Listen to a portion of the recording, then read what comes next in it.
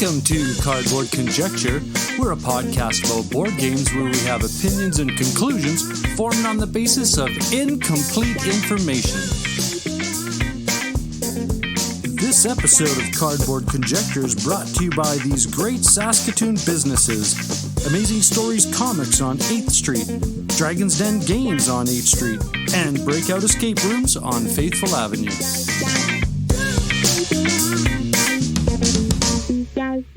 Welcome to Cardboard Conjecture. I'm your host, Norm. I'm Ryan. And on this episode, we're going to do some thinking, doing, playing board games. And Ryan, what do we got going on for this topic? We got a topic of interest. We've got our segment called Interview with a Designer, and we've got our good friends from Calgary, Alberta. Yeehaw! We got Connie and Dan Kazmaier, the designers of Chai and Chai Tea for Two, currently on Kickstarter, and their game publishing company, Steeped Games. Cardboard Conjecture is proudly sponsored by Amazing Stories Comics on 8th Street in Saskatoon. They're the winner of the Joe Shuster Award for Best Comic Book Store in Canada, and they were also nominated in 2016 for the U.S. Eisner Spirit of Comics Retailer Award presented at Comic-Con. Amazing Stories' amazing collection of comic books, board games, puzzles, and collectibles can be found in their store or on their new online website. And we're back. This is Cardboard Conjecture. We're going to go into some topics. No. Playing, thinking, doing board games. I just about caught myself on a little detour. I'll get started on this one. Mine will be pretty quick, pretty straightforward. I've been doing some homework, some preparation. We have a upcoming topic called Viva Las Euro. And yes, Elvis should be playing in your head right now. And Viva Las Euro. So I thought, okay, let's start pulling some games off so I can get inspired and get the writing going on in my head. So the first game I pulled off the shelf was Glass Road by Uwe Rosenberg. I have the Z-Man Games publication, but Capstone is bringing this one out. And so for those who don't know, Glass Road is it's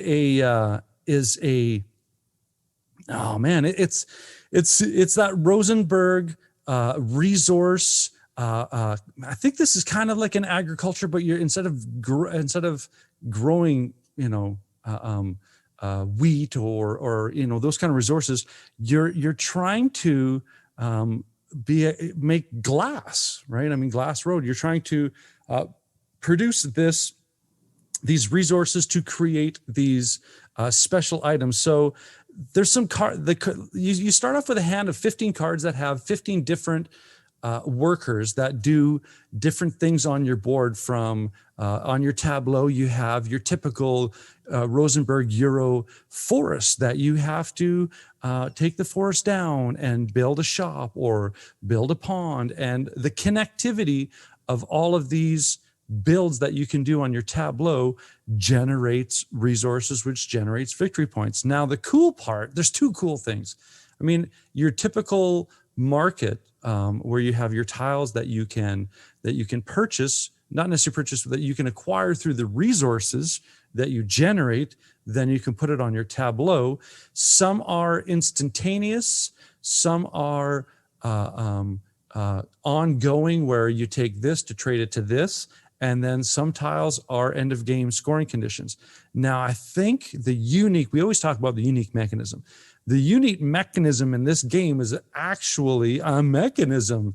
It's this cool resource dial that on one side of the needle, it's sort of like a two needle kind of big hand, short hand of a analog clock face, where your simple resources are in front and 0, 1, 2, 3, 4, 5 kind of scale. And on the back side, you have your created resources, which are bricks and glass.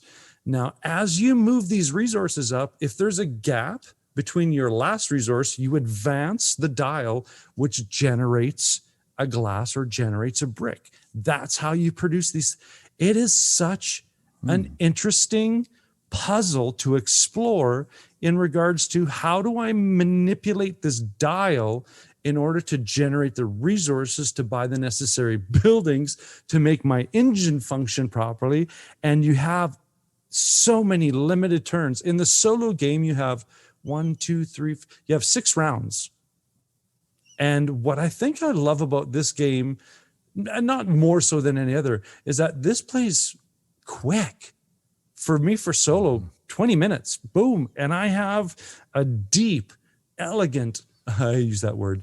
I have a deep Euro game with a lot of insightful decisions and painful decisions about do I do this over that? So I'm so glad that I have this homework to do for preparation for that episode. So Glass Road by Uwe Rosenberg coming out with Capstone. So.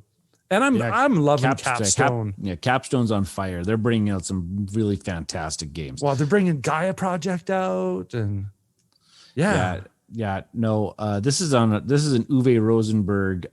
This is on my bucket list that I really, really want to play. I've always been really intrigued by what it is, and it's thank you. And it's because it manages that really tight thing where you said, hey, it's only a limited amount of rounds. That's a good Euro. When there's like, you feel like you just need one or two more rounds. That's always the epitome. Yeah. Great. No, I want to try this one. And I think what pains me the most is once you generate some resources and that dial starts to move.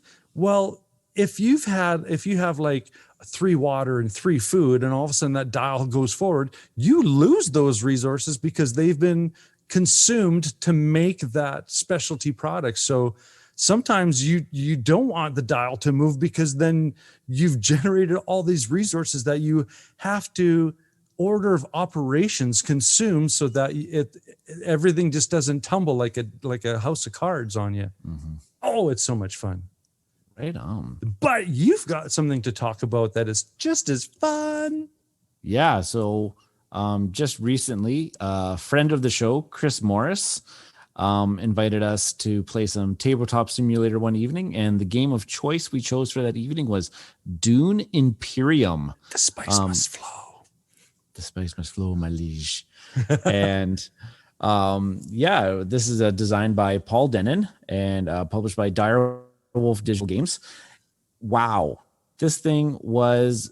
I think there's a reason why there was hype. So this one came out with the same time around Lost Ruins of Arnak, and 2 games were getting compared to one another at that time because they were both being released very shortly within each other, and they both incorporated the 2 mechanisms that we really enjoy. They incorporated deck building and they incorporated replacement.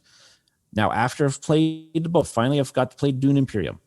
I got a feeling that Dune Imperium had a much stronger deck building presence in it than Lost Ruins of Arnak. Like, yes, Lost Ruins of Arnak has that deck building piece to it, but that's not the sole focus of the game. Like, you can be able to do a whole bunch of things with your cards, and there's a little bit differently. But this one is a pure deck building game where you will, well, first of all, you got your standard deck. Everybody's got their standard 10 cards. And what I really like about this is that you have to choose a card to play to send a worker to one of the locations that card says that you can go to. That was really interesting because what you're doing is you're essentially giving up what that benefit of that card could be for you at the end of the round. Because at the end of the round, after you've used up your workers, you have to do what I think they call it the reveal phase. Yeah. And you just reveal the cards that you had not played.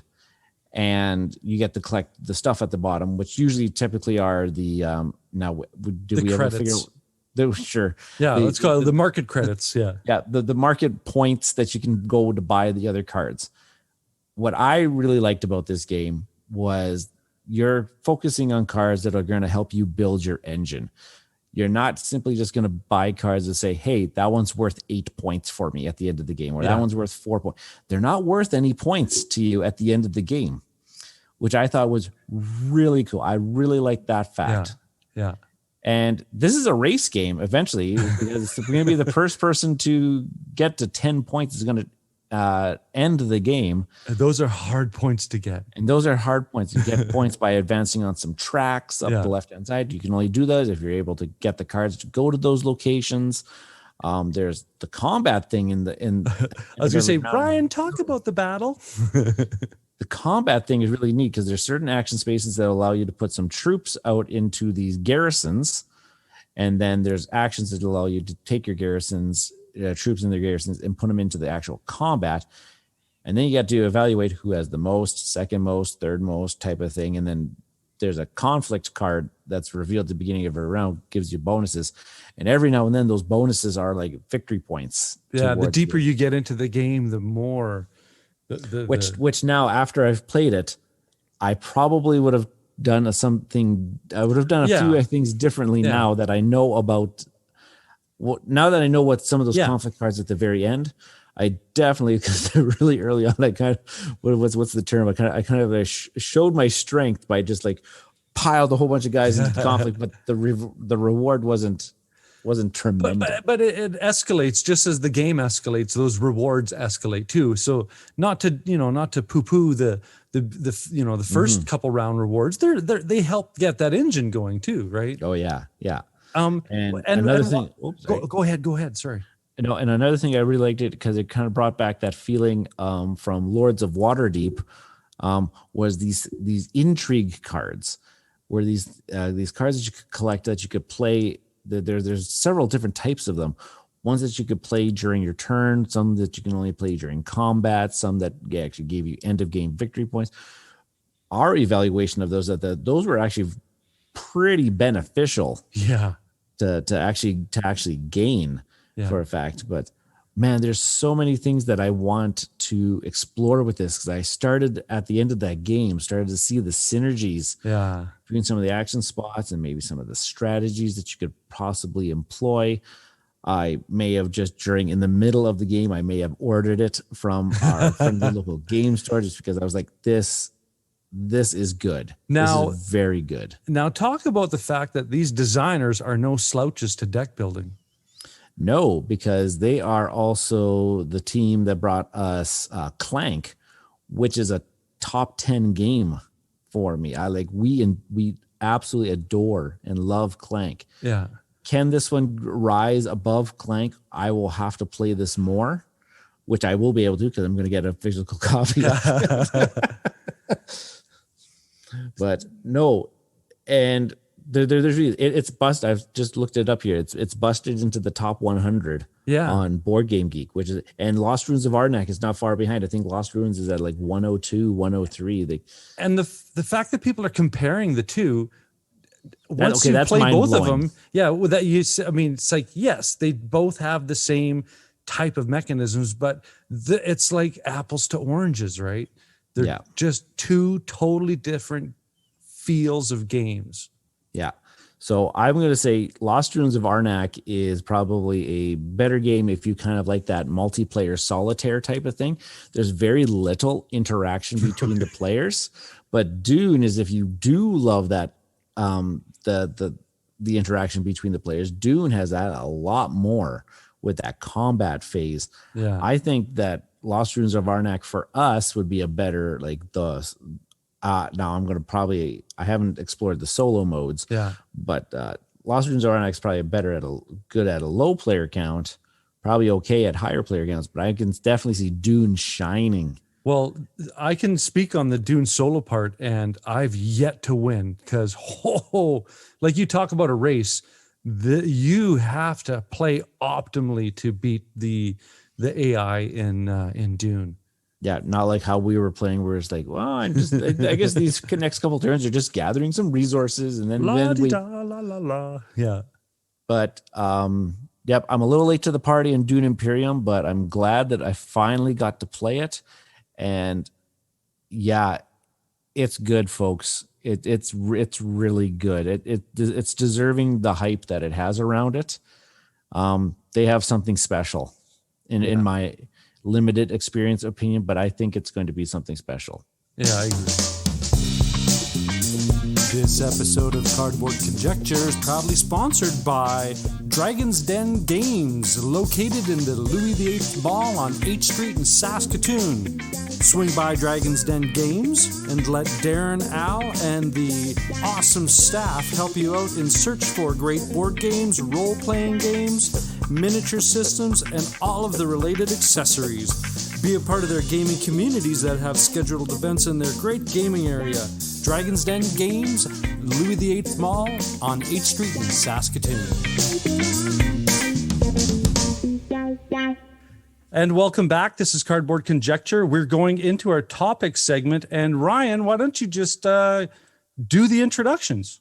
Sure. So we've got our topic of interest is Norm's got it here as interview with a designer. And so we've got our good friends here from Calgary, Alberta, Connie and Dan Kazmaier, designers and publishers of some, I don't know, a little well-known game, maybe around the universe here about called Chai, all about the tea making, and their little company called Steeped Games. So welcome, Dan and Connie.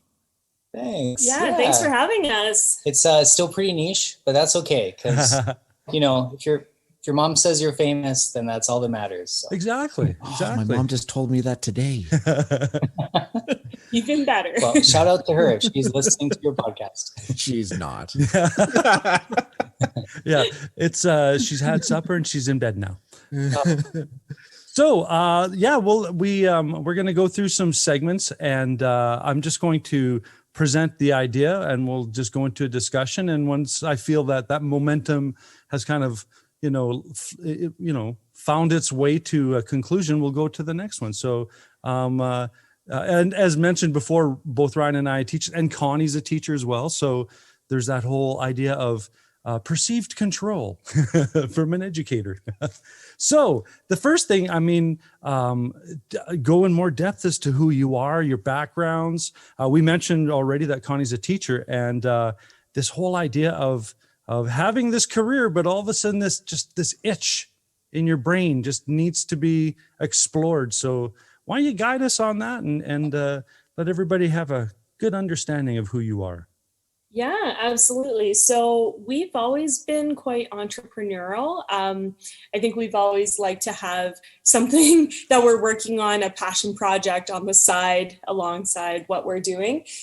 Years ago, we were involved with a humanitarian organization doing disaster relief and working on photography. I was a wedding photographer for a few years there, and we did some graphic design. So it was kind of a natural fit in a way.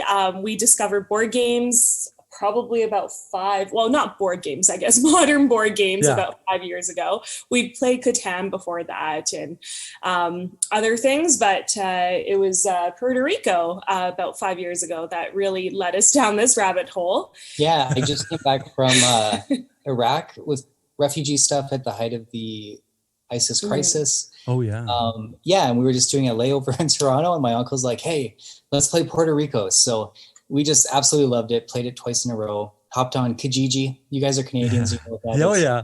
And ordered like 40 used games. They showed up the next week in Calgary, and the rest is history. But yeah, we're very passionate about whatever we kind of dive into, and they say millennials shouldn't try to monetize their hobbies, but we're like, let's make a game because we love games. Well, and it's what you just said to me makes a complete sense. Anything that's creative is like a challenge, right? Yeah. So, yeah, I totally see that. I think Ryan and I were the same way. As once we started gaming and then discovered podcasts, we both went, wow, we have a voice. Yeah, just all of a sudden, just one day you showed up to my classroom with a microphone, sat it down on my desk, like, let's just talk. Yep. And that's exactly what the first episode was. It was just us talking in front of at my desk during my prep time. So, yeah, I totally understand that idea now from when something out of the blue and out of the ordinary just hits you right in the frontal lobe, and you go, wait. Cool. So Connie, we know currently that you're a teacher. Is there any foundation or parallels that you're finding with the challenges that you have in middle years with this new challenge of being a designer and a publisher? Yeah, I think when we were designing the base game of Try, I was a special education teacher at the time. And so I thought a lot about accessibility and design and whether or not rules would make sense for my students. Could I play this game with them and for them to actually succeed in maybe not all the aspects, but in some of the basic core aspects. And yeah, so I think that guided our thinking. We decided to make the game colorblind friendly. Cool. Different colors, different symbols representing things, and play raids, just to give that kind of sequential step 1, step 2. So it was really good to walk through that and think through it. And I had a board game club running at school at the time, so awesome. They were really good about, I would say, okay, well, we're going to try this new game today. And it's not my game. I couldn't bring my game to school and show it to them, but we would try different games and I would just watch how they would interact with each other. And that really helped me solidify what we could bring to this game. Right. So I think when I looked through your rule book, I saw a lot of that. There was a lot of, and again, the nerdy teacher, there was a lot of white space so that nothing felt crowded, nothing felt overwhelming as you're trying to learn the process of your game. So yeah, kudos. Awesome. Thank you. I really appreciate that. And Dan, what do you do during the day when you're well, because Connie has a bit more of a stable job, let's try to make it full time. So that's what I'm currently doing. Oh, awesome. We have probably like 20 other game ideas. You can only do the cream of the crop though. So we got a couple more in the works and we're just trying to, release them in a very responsible way. We have, again, so many ideas. I'm kind of like the balloon and Connie's the string. So that's how we operate as a publisher. And Connie's still a lot of fun, but I try to float away and be like, hey, yesterday we were sitting on the deck and I thought, let's make a bubble tea game. There's all these card game bubble tea games, but what if we had like juicy little pieces, kind of like an Everdell, the squishy berries, right? Yeah, I'm all about the squishy berries. Yeah, right? Thermoplastic rubber, and we could have grass jelly. And now how would we incorporate the straw? And right, so we definitely like to create and we write down our ideas, but we're just trying to figure out what it means as a small publisher. Do we, if things are not food or drink related, do we give them to other publishers, the ones that we're interested in? Yeah, there's just a lot of opportunities and it's an awesome industry having tons of people help out. We can email Jamie Stegmaier and he'll be like, hey, you guys should do this, or did you think of that? And that's, I think, so far from our engagement with the community, that's what I appreciate the most is there are no egos at all. And I have a pretty extensive background in the music industry, which is built on ego. I'm so impressed with that idea where there's no status, there's no echelons, right? I'm so impressed with this community. Ryan, what do you want to explore? Well, let's hop into this little bit of a topic because they're here for Dan and Connie are here for a reason, because I believe they have a little project that's kind of like, taking crowdfunding by storm. It seems maybe they should talk a little bit about that. Do you want to elaborate what's going on Kickstarter right now? Sure. There's no pressure, but we have our second game out called Chai Tea for Two. So it's in the same universe, but it has completely different mechanics. It's like a dice worker placement small engine builder. Mm-hmm. And it's for two, so right, 1 to 2 players. 1 to 2 players, yeah. You are, instead of being the tea merchant, you're actually a tea plantation owner. So we wanted to have that kind of perspective shift. And these are the great tea clipper races of the 1850s, 60s, 70s, where these tea clippers were racing across the ocean back to London or New York with their hordes of tea. So we have the same types of tea resources, but instead of rooibos, which is a herbal, that's the red color, we have yellow tea and pu'er tea, or fermented. So, and not that I'm a components junkie, like, most of the Deluxified people that we know, but I was so, the little tins are so adorable. Thanks. Thank you. Yeah. I don't know if you saw, Ryan, the little components, the component tins for. I've got the page up here right now. Just kind of cruising, refreshing my memory, and yeah, these things just look absolutely amazing. It's got my acquisition order like tickled. No pressure. They're from the same factory that does the Starbucks tins for their Christmas catalog. Oh, cool. So we've had more fun doing like product design, which is half the battle. We have these cool little dice tray add-ons. So we found a furniture factory in China that sent us a text 5 minutes ago with the new samples that they're making.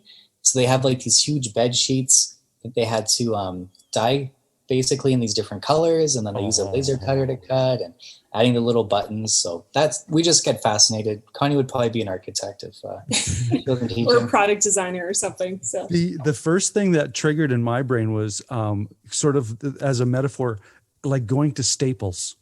It's like, oh, there's new pens, and there's you can do this now. Oh, this is right. So I mean, as far as you guys sourcing out your components and exploring I like that you had mentioned before your attention to how you build it. I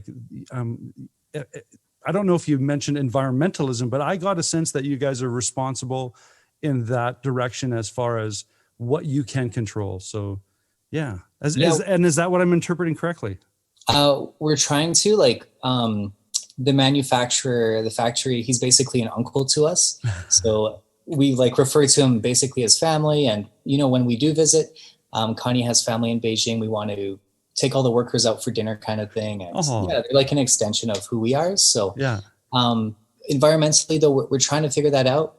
Companies like Ravensburger, they've removed the shrink wrap from their games. So if you buy Villainous from Toys that's right, the little sticky tabs. Yeah, we're not sure if it makes sense for us as an indie publisher instead of mass market, but we're looking at different ways for sure. I'm starting to refer to those sticky tabs as my rage meter. It's like I can't get the corner. Give me a knife. Sorry, that's just me. Just let it out. Yeah, exactly. Oh, well, it's just a therapy session. We'll have some tea. Yeah. Well, let's move on. Let's talk about the inspiration. We had kind of tiptoed around that idea of the creative energy sparking all of this, but there had to be that moment where you just sat down and looked at each other without having to speak anything and go, yeah, this is exactly what we should.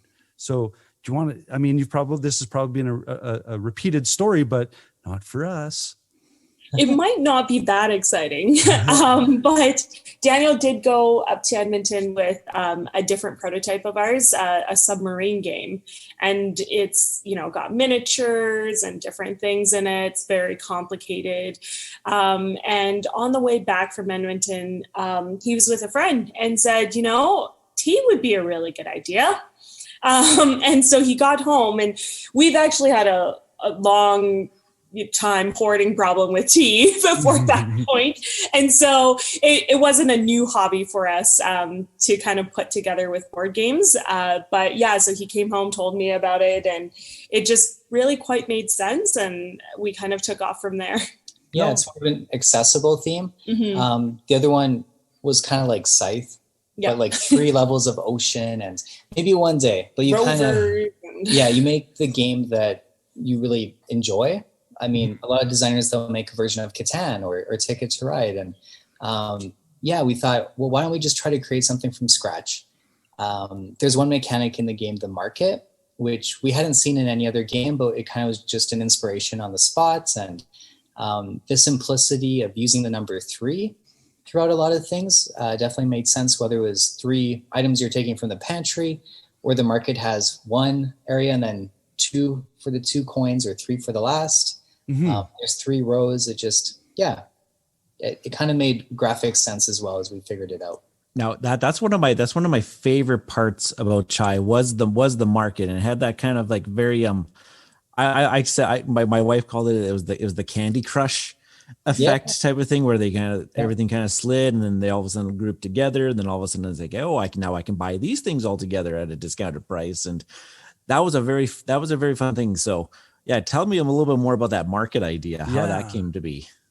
Yeah, it's like Bejeweled, or if I'm totally honest, I was in the shower, one of those 30-minute hot showers, and I was like, babe, this is an awesome idea. Grab a notepad. And then we kind of just talked through it. And or if we're on a trip, like we drove from Calgary to Gen Con, like a 30-40 hour trip back and forth, and we're going through the Canadian Shield, and we'll just scribble down ideas of inspiration. And it's hard to find that in the normal life at times, where you might be like too focused or worrying about something or whatnot. So we're trying to make space to be creative, like a forced creativity time, which can work and sometimes it doesn't, but the shower is a great place for it. That was in the back of my head, the question about the connection with tea now. The fact that you're coming up with this theme. Are you guys now the tea gurus in board gaming?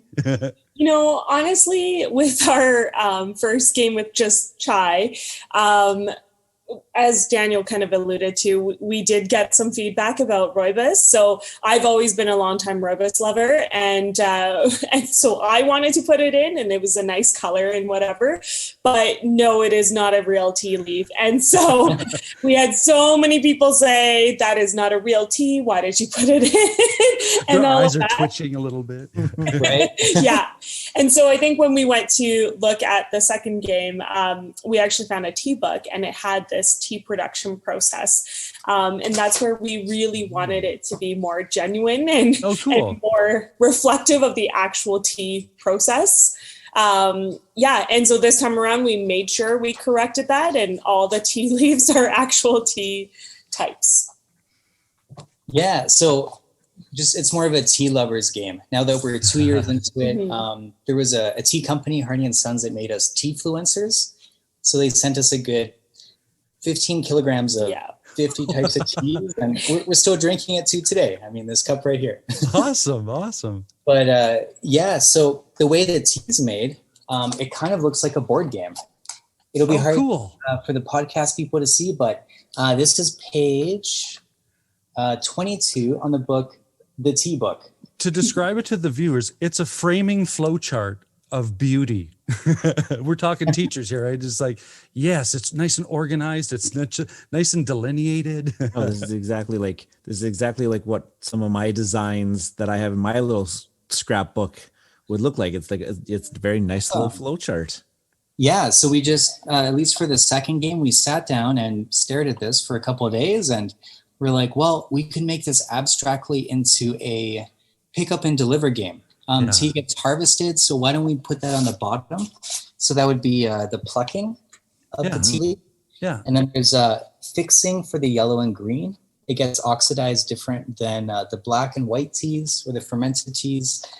Fermentation like sauerkraut, kombucha, all the other good stuff, kimchi, that's a separate phase altogether. So even on the tea plantation board in Tea for Two, there's a little square just for the purple teas to shoot through. Oh, cool. So we try to keep it really accurate. We have a B side, which is more of a puzzle and advanced, but it's just a shout out to tea. And tea aligns with our values of being super, like, I don't know, the friendly beverage. Your grandma might give it to you. You might, Uncle Iroh and Avatar, or it has a lot of warmth to it. Right on. Cool. This is a good transition to the third point. Ryan, why don't you start off? So in this whole design process of like chai and chai tea for two and the expansions and whatnot, what challenges have you guys faced as designers? What challenges have you faced in that design process, from going from your ideas that you've scribbled down on these long drives to places and actually making it and then actually getting it out there into like a prototype top copy or something that a publisher is going to want to pay attention to? Or I think for us it's playing with the rules and making it simple, making it easy to understand for different people. Daniel always says, you know, if my mom can understand it, then it is a good game. And so, you know, we've had this game play tested at different conventions with, I think it was an 8-year-old at one time, who tried it out and gave us feedback, and we had to simplify the game to make it accessible for them. We've also had the pantry play tested by Daniel's mom, and we asked her to explain the rules back to us. And if she couldn't, then we knew that there would be a problem and we had to fix it. Yeah, she could perfectly explain back the market, Yeah. which we thought was the more complicated piece. But yeah, she was like, hey, why don't you explain it this way? Or have you thought about this? Like, it's a pantry. This is in my house. Like, basically having playtesters shape your game. Yeah. And that's attention, because you have a vision for the game and then other people have a vision, kind of like music, right? And how you interpret a whole album together. So we had about 1,000 playtesters for Chai over 9 months, from its conception in like March a few years ago to when it launched on Kickstarter in the same December. So we had a Google feedback form. People could enter into a monthly draw, and that helped us build a community, which was good. But we were more looking for people that loved tea and they were interested in games as well. So kind of figuring out who would be a good fit for that. And sometimes it's not a normal board game play tester, because they're like a designer of their own games, or they've played 1,000 modern board games. Yeah. So family members or kids in the community, like, these were awesome people to have involved in the process. Cool. I've often said, and I think, Connie, you'll be grounded in this a bit. I've often said that from the educator's perspective, when it comes to board game design, it's very much like designing a lesson or designing a unit plan or designing that year plan. Have you found comfort in a lot of those similarities? Yeah, I think it's just thinking through barriers. That's probably the biggest aspect of crossover between the two worlds. What barriers to entry are there? So we talked about the player aids earlier, right? So for somebody whose memory may not be as strong, they can't remember rules after it's been explained, you have that player aid, you can refer back to it, and then not feel as overwhelmed by all the pieces in the game. So accessibility and reducing barriers is probably the biggest piece. And it's a simple game, but we still wanted to have the 1, 2, 3 step. Yeah. Pieces are like tactile too, so that has like ingrained teaching of this cup happens with this, and this is a chunky tile, instead of just a cardboard token that's identical to the other pantry tokens. Yeah. I've often found, like you've used the term a few times, it's a simple game. And I've often found that even when it's food or when it's music or when it's anything creative, if it's simple, you can't hide behind too much. It has to have the strength to stand on its own. And I've seen that with Chai from the plays that we've had. And thank you so much, by the way. And with my research with Tea for Two, all of the playthroughs that I've seen and demonstrations, I'm recognizing that as well in your Kickstarter and Tea for Two that's on Kickstarter now. What I thought was very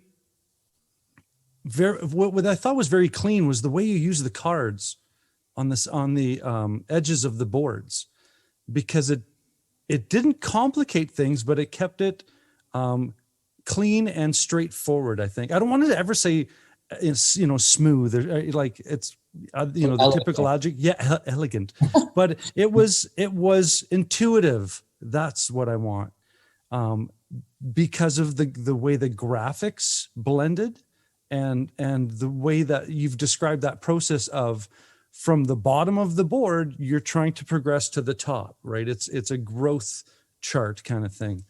How did that come about? I mean, obviously the two games are distinctly different. So was it one of those, this worked for another game, let's bring it in this game kind of situation? Yeah. Again, it was just staring at that flow chart in the book and trying to figure out, well, we could maybe use cards because there's going to be different teas. This is more of a tea lovers game. We're going to have components the 6 different colors.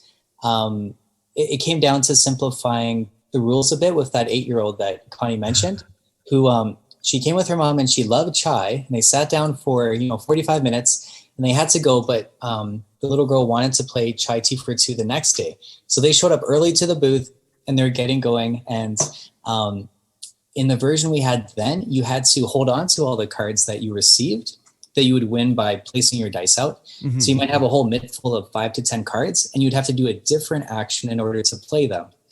And we realized, this is going to be too complicated. So we said in that moment, when you take a card, you can play it right away. And she understood, and she loved the game just like she did for chai. And we knew that, hey, people who love chai, they can totally gravitate towards this game. It is a tiny step up just because we have different mechanics. It's no longer 3. You have 5 action boards. You have things moving up. But if she came with the same experience out of it, then we knew we had something there. So, cool. I think even Quinn's from Shut Up and Sit Down, he stayed for 1 round and ended up playing the whole thing and said he loved it. He had never seen a mechanic like that where the card is moving around, kind of treating things as engine builder. Yeah. And he recommended, hey, in the harvest phase, you told me you have to either choose new tees or movement points of just running up the track. He's like, why don't you just give the player the choice and have them, change things as they wish? And we thought that was a more complicated version instead of telling players what they should do, but it actually giving players agency, just like in auction games. It allows them to choose the value of the decisions that they're making. And it's just a beautiful thing, right? Like we all want freedom. So right from the start of Chai Tea for Its 2, your board will look totally different than the other players just because you've chosen different things with the harvest. When I saw the fact that when you got the card, you get to immediately use it. The little kid in my brain is always frustrated with deck builders where you buy a card, but you have to put it in the discard and you don't get to play with your toy right away. You have to wait. Delayed gratification, right? This episode is proudly supported by the amazing team at Breakout Escape and Board Game Lounge from right here in Saskatoon. Using industry-leading technology, Breakout Escape's escape rooms are all 100% uniquely designed by the team, ensuring their patrons have maximum fun while staying safe. As well, they are a fully licensed board game lounge with over 400 titles to select from to ensure fun for every gamer, new and experienced. Be sure to check them out at breakoutsask.com. At Breakout Escapes and Game Lounge, they believe that life is more fun when you play games. And on the show, when we usually sometimes do our review things, we always try to look for the uniqueness in the games, and we try to make those comments. So that's definitely one of those things. And especially in the original Chai, what I really thought was kind of neat was that there's always the reserve. Like it was kind of like the recipe fulfillment. You get to reserve the card. In most games, you just get to reserve the card, and then that's like your thing. But no, when you got to reserve the card, you actually also got the trigger a special power that was out there, and that was actually really cool. That was interesting to build the combos and everything like that. So I had to chime in. That was one of my favorite things about the original. Absolutely. And I feel like for a lot of people, they focus on the market or they focus on the pantry until they get really great at the game. So they played it through a few times, they get the basics, and then they realize, oh my goodness, these powers could really change the game. Or even just reserving cards that you think your opponents are working on totally revolutionizes the game. And so, that's one of our favorite parts as well. Go for it, sir. It says, speaking of the engine building metaphor, it adds a couple extra gears that you weren't aware of. And like Ryan said, it takes you into a different direction in regards to how you want to pivot as someone else has changed that market on you just by that one tile. Because that was my big frustration was don't touch that tile. Don't touch that tile. Again,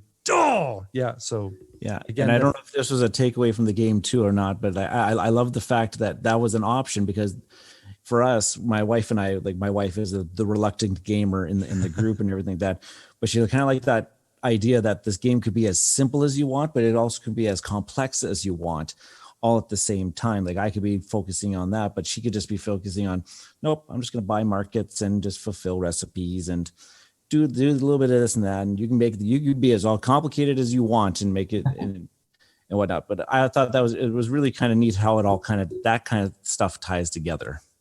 And sometimes the simple works, right? So sometimes they win and it's perfect. Mm-hmm. Yeah. There's a bit of luck in the game as a family game. And whether it's the tip you flip over isn't as high as you wanted, or you can be as passive aggressive as you want. Just like in Azul, you can be, snagging other people's tiles. But I guess we try to make it thematic. Like the reserve action is you have a tea shop and it can only hold 3 people in it. So you can only reserve that many. We kind of come at it from a thematic or experience perspective first, and then we try to figure out if the mechanics can work. And if not, we just keep searching until we create something. We have a friend, we were just looking at his Board Game Arena profile. So shout out to Jeremy. He's played 33,000 games over the past few years. And he's awesome. He's helped us play test and rule books and everything. But he told me, there's enough games in the world, so like make sure you make one that's a little bit unique. And that's kind of what we're trying to figure out. Like we love the theme so much that we just want to try to make something special that we want to take off the shelf or tell people about. And of course we play lots of other games too, and that gives us inspiration. So if anything taught us, the success of like something like Wingspan, where you can have like a really out there theme could break through and everything like that. And like it says, you have to have those uniqueness things. You have to have those uniqueness moments in order to stand out. Because I just had a conversation on Twitter today with some folks, and the sheer amount of stuff that's entering the board gaming hobby these days, you really got to make your mark. And if you stand out with a very unique theme or a unique mechanism. And I think we're doing that, because I can look on my shelf. I don't have a single tea game. I'm pretty sure of it. Well, there's a good dozen. But definitely since we've done the first chai, there's been maybe half of them come out since then. So we're really excited that other tea games are there. And we have a friend who's like a tea sommelier. So he's going to do a top 10 tea games. That we haven't tried them all. But there's even ones that aren't available in the English market. So it's really cool seeing what other people are making. This is a perfect transition into the second hat that you guys wear as publishers, because as designers, everything you make is beautiful. And here you go, make a success out of it. But now you have to hand it off to the publisher part of you and go, okay, what's our market group? I mean, you get into that part of the expression, you get into that really tight knotted tie, accountant kind of thing, and go, marketing, what's our, who's our demographic? What's our potential? So how do we make it come to fruition? Yeah, I think honestly, for us, because of our hobbies that we've done in the past, some of those marketing, different ways of thinking, those are a little bit more intuitive, I guess, in a way. Once we have the design and once we have what we're looking for, what the product kind of looks like, then Daniel contacts, different people, different vendors that can make things, or we look at how to creatively design a Kickstarter page, all of those different facets. But they're a little bit more intuitive for both of us. I think the design process is a little bit more laborious in some ways because you're refining and constantly making it better. But publishing, I think, is easier in some ways, not in all the ways. We're trying to find different people to help us where we have those blind spots. So in our first campaign, shout out to our friend Kirk Dennison. He runs Peacekeeper games, Rurik, a few others, and he does fulfillment for different publishers. So we were able to bring him on, and he helps with that because we had no idea what we were doing. Like, how do you get games onto a boat? How do you pay for taxes? Or when they hit San Fran, like they have to go through customs and be declared in different ways, or you have to put different marks on your box. So as of, a couple weeks ago, we can register for EU VAT, and we have to use something specific for Brexit now in the UK as of like October. And so now we're getting more on the business side, and we just want to make games and play games, but Right. we've just been, as we get a little bit bigger, trying to outsource things if we can. The thing that we're not good at. Yeah. Which is actually quite a lot.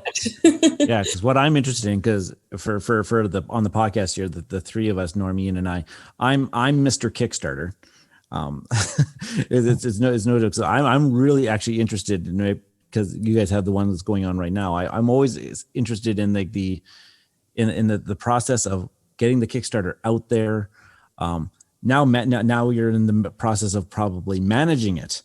Because I see here on the Chai Tea for Two, like you've got like how many comments have already been, you have to process like 600 comments that you're probably coming to your emails or something like that. Like tell me all about this micromanaging here. And the idea that you can't please everybody. I mean, that's just got to be like, I mean, as far as a teacher goes, not every parent's going to be happy with the way I teach, right? So same metaphor. And this is like teaching to like how many supporters do you have right now? You have how many students do you have to make happy? Like 2,000. You have like 2,000 students right now that you're trying to make happy. So few high schools. So yeah, the vision part is huge. We really want to have stretch goals as well. So for the first campaign, we actually hadn't priced out our game at all. We just looked at similar made games and we're like, hey, we could probably make that for $59. And we didn't have a quote from the factory or anything. So we just added more and more things to the game. We had like 20 new cards and 20 other things. And now that we found that it's really hard to release an expensive game into retail, we did more of our homework for this one, and we're trying to make sure that we can have premium components like the tins, but everything comes with a cost. So we're just about to unlock the last cards, I think, in the game. So we've added 8 more during the last few weeks. But our factory has told us in advance, like, hey, this is how much this would cost. Or if you do a UV spot on the front of the box and you make the title nice and shiny, it'll cost, 20 cents per box. Or we have artwork inside the top of the box, stuff like that. So everything gets priced out, and we, just trying to make it accessible. We're not going direct to retail with the deluxe, so we're able to offer a more reasonable price for people. Are there conversations that you guys have as designers and publishers at the same time, where you're thinking, we've researched as publishers, we've researched where that threshold is, where if the game is bigger than this box, we are jumping into a different bracket, so we have to keep the board size down. We have to. How does that work? Because for me, you're like, bigger's not always better, right? Absolutely. And we said a lot of this publishing business is actually, like we said, the product design, but also just box design and shipping and logistics. It sounds ridiculous, but how many little boxes you can fit in a big box to ship matters, because that's going to cost you a lot more when you go to fulfill. It's all of that we didn't learn in that first campaign going into it, right? That you kind of have to learn through experience after you fulfill, and then you realize, okay, there's all these different things I would do differently the second time around. Yeah. I'm glad I have this as a quote for my math classes, that it actually matters how many little boxes you can put inside a big box. I finally got a quote for it. Absolutely. Well, and the part that I started laughing, and Ryan's just going to shake his head because, again, a different thing you did. When I was way younger, I used to tour with some rock bands, and we would take the whole stage and go, okay, we have to fit it in a 5-ton truck. So you can't have that big guitar amp. You have to have here, this 2x2. That's all the space you have. Now go shopping and fit it into this space. So I understand that part where, it's just like, okay, the shipping container is this big. You can't bring your whole drum kit. You have to pare it down. So there's probably difficult decisions, I guess, as a designer, where I want these components, but I can't because the box doesn't fit in the other box, which won't make the whole, And even for our original Chai, the cover turned out to be just a little bit too thick. And so we were really worried, is it going to fit properly in the boxes, on our Calyx bookshelf, all of those different factors. And product design, right? And we just made a mistake of measuring inside versus outside. Mm-hmm. And because the components weigh so much, it's 2.3 kilograms. They made it, I think it's 3 or 4 millimeters thick, which is twice the thickness of other Ticket to Ride size boxes. So once you've calculated for everything, we're already like a centimeter bigger than your normal standard size box. And I mean, that it can stand out on the shelf, but it can also look really annoying because we're OCD and gamers. For T42, it actually started on day one, where we wanted to make sure that our game fit right beside or on top of Targi and Seven Wonders Duel, Patchwork. That 2-player size box, yeah. Yeah, it's very standard. So it has to be 8 inches by 8 inches. But because we have so much packed into it, we just increased the height or the thickness of it. So yeah.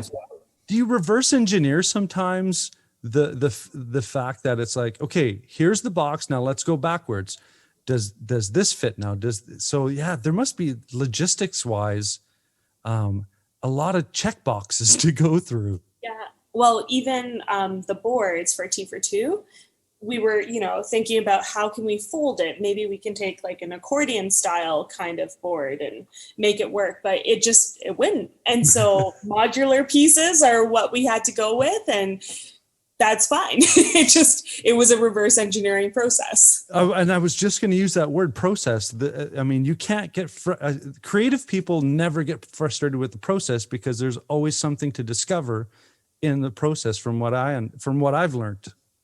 So yeah, we were talking to the creators of Tiny Epic Galaxies and Dungeons and the whole series, and they actually created their box size based on the maximum dimension they could put it into a mailer in the States. Because if it was a centimeter bigger, they're now into a different bracket. The same way we would, mail a postcard in Canada, but if it's a little bit thicker, well, now it's a small parcel.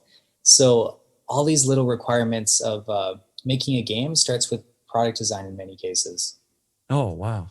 Cool. That is so interesting. I'm bringing that into we're just talking about those types of things, those little bits of measurements, and how I have that exact example. The person at the post office, they try to put the envelope through the little slot. Does it fit through this slot? Yep. Does it fit through? Nope. Doesn't fit through the slot. Okay. I have to charge you this much now. Oh, that's so interesting. I love it. Teaching, when I used to teach shop class, I would always tell them a 32nd of an inch makes a difference if you add a whole bunch up. Yeah. It's like, hey, this doesn't fit. Hey, they're fractions. Now you can see how fractions work. Ryan, lead us into this last closing. So I guess as the teachers, we're always wondering about the lessons that we have learned throughout the whole process, because you don't get it right on the first try. And like you said, this is your our conversation before. This is your third Kickstarter. What lessons have you learned? You've already alluded to some of them. Are there any other ones that you want to maybe bring out to us that you've learned through this whole process? Just get some good sleep, probably. Like that sounds like parenting right there. Totally. Our parents, and especially my parents, they helped us develop and prototype everything. So we had a 3D printer running for a full month going into Christmas. My dad had a little circular hole punch for all the pantry tokens. And he would literally go in the basement on the concrete floor and over just pound these things. And wear like ear masks and close the door and be in there for days. Like we didn't realize you could have a factory make them in advance, but at that time it would cost $200 per copy roughly. So we thought, let's just make all of them ourselves. And it's great that we can involve lots of people in the journey, but also be like, hey, it's totally fine. We don't have to have a pizza party this time. We could source this out. Totally. And have frozen lasagna in advance instead of always eating out. And so we're just trying to be more holistic, I guess. And if we don't reply back to that one comment, it's okay. Like we're humans too, and life will go on, instead of having existential guilt of maybe we missed out on 10 more pledges. And right now we're running a giveaway of create a tea board game name, like Tea Reforming Royibus or the Kettlers of Catan. Oh, I'm going to think of stuff. As soon as this is done, I'll just sit there and start raising things This out. is Norm's alley. Right? This is Norm's specialty. I'm Captain Alliteration. Wait, I should have said that with an A, maybe. I don't know. Yeah. And we have 100 comments, like Ryan was saying, where we haven't replied back to their awesome tea names, and that's okay. Like, we're just having fun with it. Hey there. If you like the content that we produce and the type of show we're creating, please leave a happy rating on iTunes or the podcast platform that you use. This would be such a great gift, and it would help make it easier for others to find us when they search for board game podcasts. And thanks for listening. Your approach to Kickstarter as a publisher has had some positive results. Well, I guess it would be very successful because you've got over 2,300 backers right now at just the deluxe edition for Chai Tea for Two, and that's no small feat. No, that's no small feat. So congratulations on another going to be another successful run here. I think that big exhale must have been good when you hit that point of, okay, all right, this project is going. So and normally right now I've got the remind me button highlighted like I do for so many of these, but it's sitting right there. I think I might have no to pressure. Do I do it, Norm, live on air? Do it. The whole group pledge. Awesome. We're coming to that point where I'm reluctantly wanting to wrap this up because this is such a awesome discussion. I love creative banter, but how can people find you? Where can they find you? How do you want to give that one last plug for your awesome company and your great games? Yeah, absolutely. So right now we're on Kickstarter, and so we're on there till June. Oh, I'm going to get the date wrong every single time. I know I've got 4 on my fingers. So June 4th, and just look up Tea for Two, Chai Tea for Two, or just come join us in our community. So we're on Instagram at Steep Games, and also on Facebook as Chai Board Game Community as well. Yeah, Twitter, Instagram. Oh yeah, and Twitter. TikTok, YouTube. We're going to do a quick stream soon. It's International Tea Day this Friday, so we're not sure how that's going to go, but we're looking forward to it. We'll do some giveaways and have fun. Awesome. Well, thank you so much. I can't wait to get a physical copy and sit down and as Ryan's very familiar with, have my wife beat me at my own hobby. Right, because we're because for this whole past year, it's just been my wife and I. We've been aficionados at these 2-player duel games. So this might be actually one that she would actually probably enjoy. Yay! Yeah, I think I'm just going to back it right now. Like that, you can actually win without shipping any ships. There's multiple pathways. Ooh. So that's your little secret to play. Well, that being said, we're definitely getting to that time where we say thank you so much for listening, and thank you so much for giving us the opportunity to talk about board games.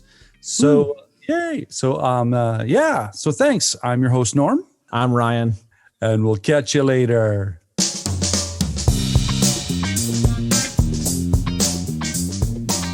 This has been an episode of Cardboard Conjecture, and we are Bridge City Board Gamers. And you can find us on Facebook at Bridge City Board Gamers Saskatoon. You can find us on YouTube, Bridge City Board Gamers. We are also on Twitter at BC Board Gamers. And of course, Board Game Geek Guild number 3039.